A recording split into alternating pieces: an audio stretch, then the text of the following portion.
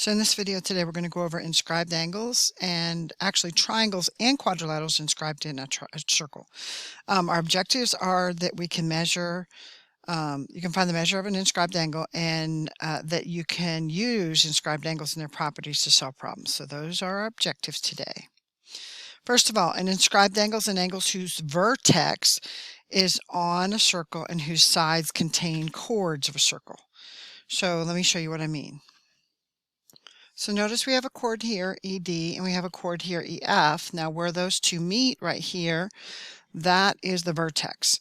So we have angle DEF, and this is what we call an inscribed angle because its vertex is on the circle, okay?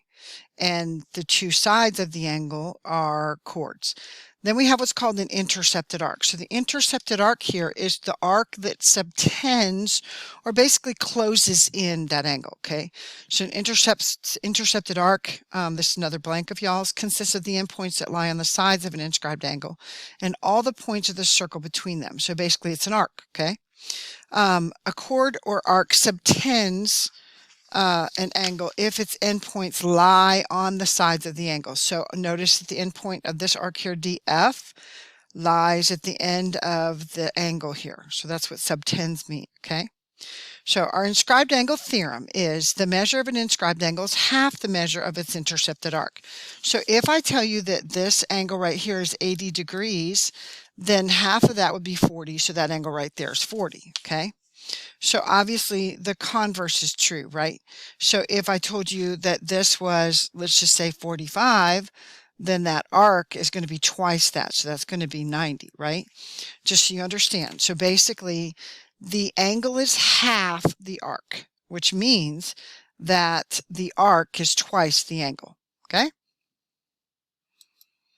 So in example 1a, it says find the measure of the arc, okay? And then so first of all, it says, well, actually, we're going to find the arc and the angle. So find the measure of find each measure. So this is asking us for the measure of angle PRU. So angle PRU, okay, notice that it is subtended by this arc right here, right? So remember, the measure of an angle PRU is going to be half the arc. In this case, it's going to be half of arc PU, okay? So that means that the measure of angle PRU is 1/2 of 118. Half of 100 is 50. Half of 18 is 9. So that means the measure of angle PRU is equal to 59 degrees. So conversely, with this other one now, okay, this time it's asking us to find the measure of SP.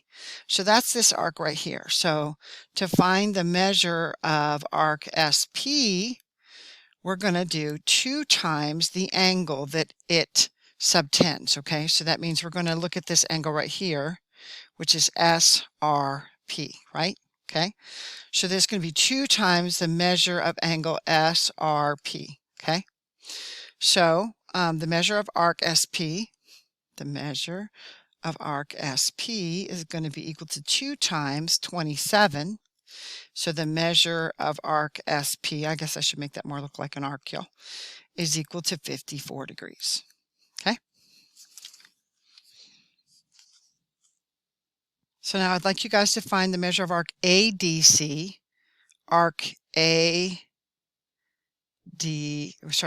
ADC, okay, and then find the measure of angle DAE, okay? Pause the video, go ahead and do that, and then we'll start the video back when you guys are done. Okay, so let's look at this arc ADE,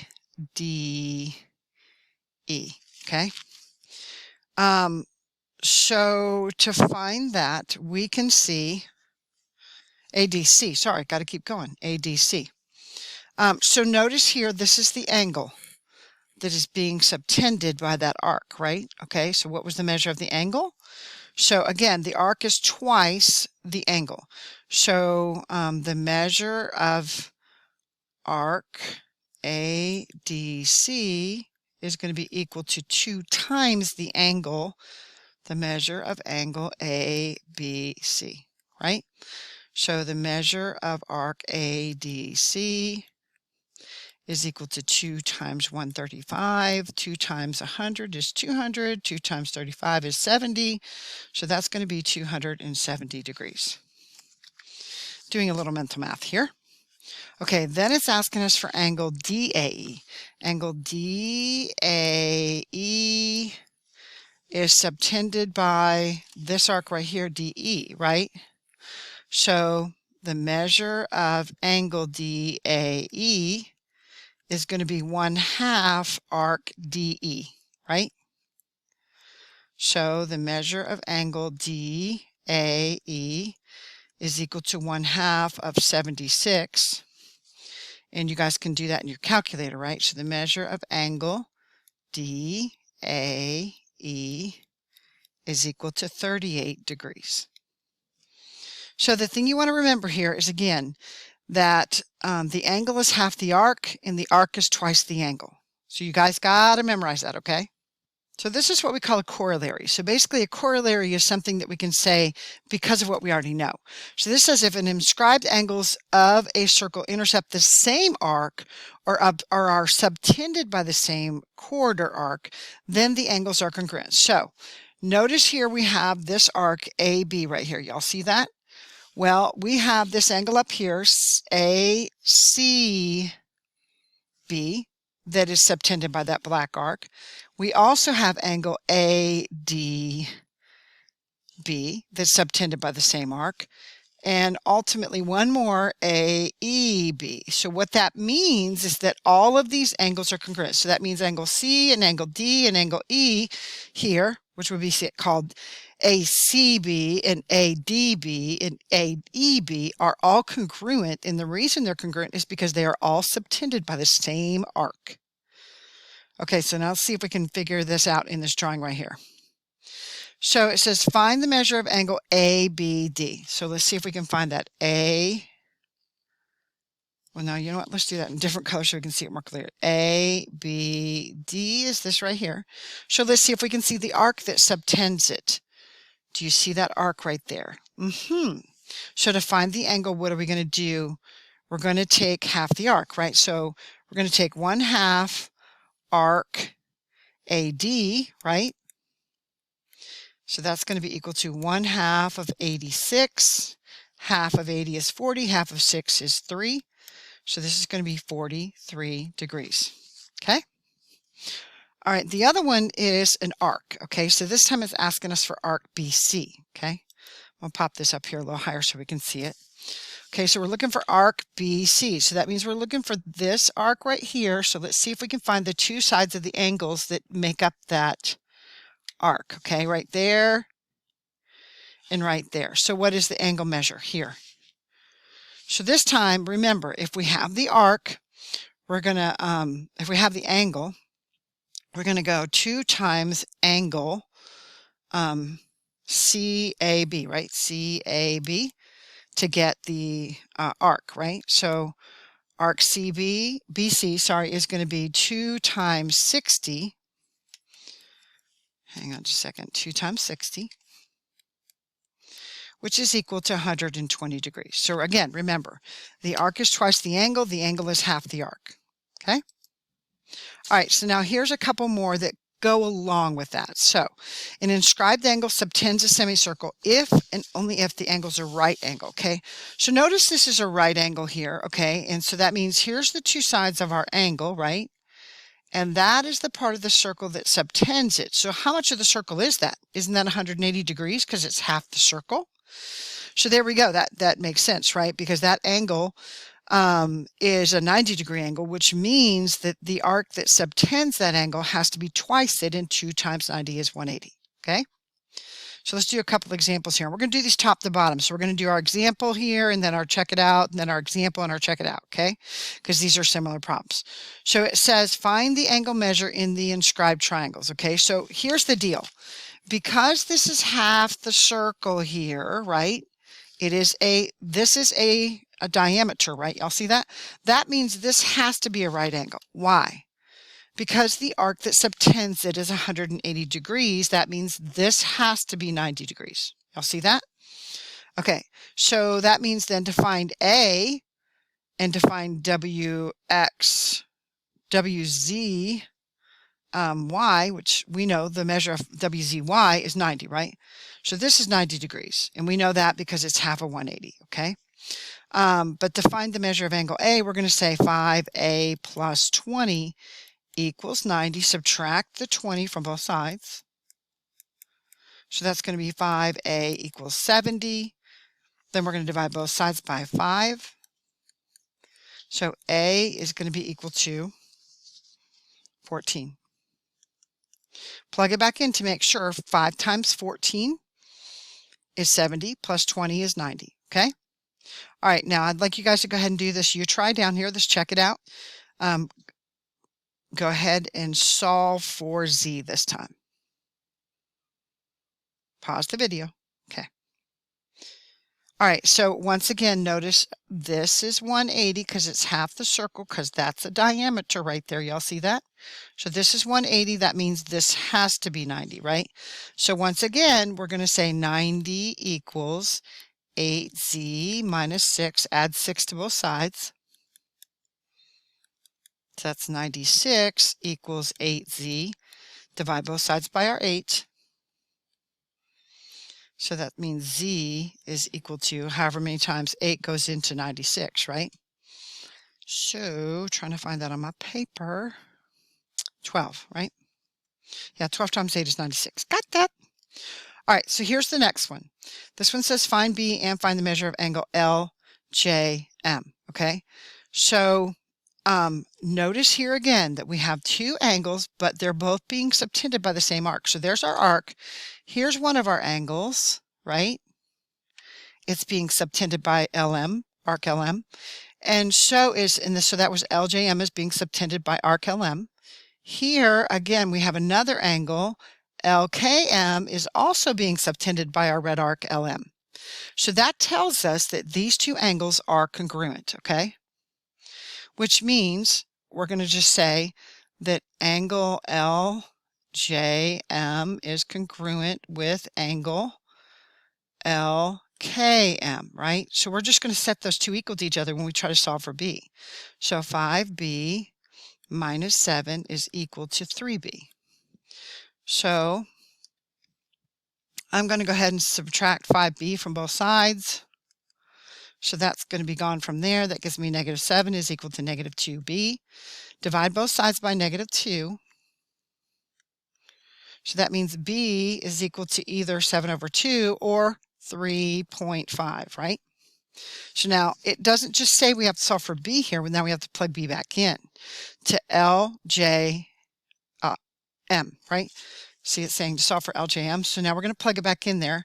5 times 3.5 minus 7. Minus 7. So the measure of angle LJM, 5 times 3.5 minus 7. You can put that right in the calculator. And when you do, you get 10.5. Now, you can check this. How can you check it? You guys got it right. So put it in the other angle, right? So this, to check it, we're going to go 3 times 3.5. And guess what that also is? That's also 10.5. So that's our check. And you should do that when you can do that, okay? All right, let's see if you guys can do this last problem right here for this checking out the 3B. Okay? Pause the video. All right, notice here again, we have this angle EDF being subtended by an arc EF. And we have angle EGF being subtended by the same arc. So what does that tell us again about these angles? Yep, you got it. They're congruent. So here again, we're going to say 2x plus 3.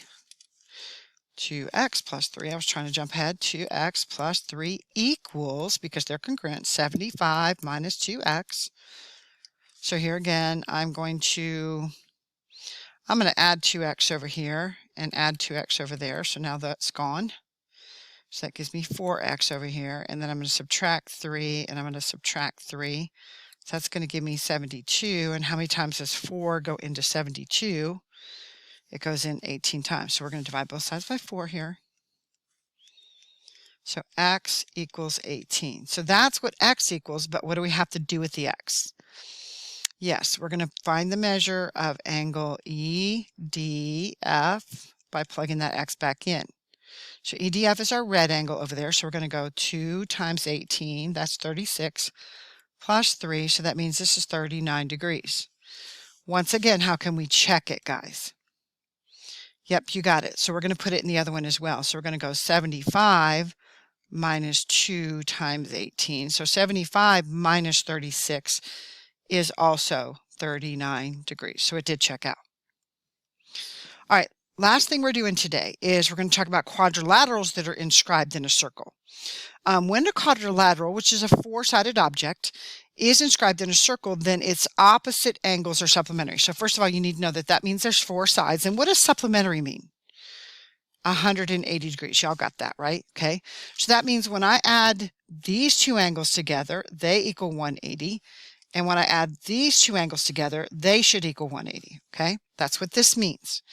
So we're going to do our first example together here. Okay. So what does that tell us? It says find the angle measures of GHJK.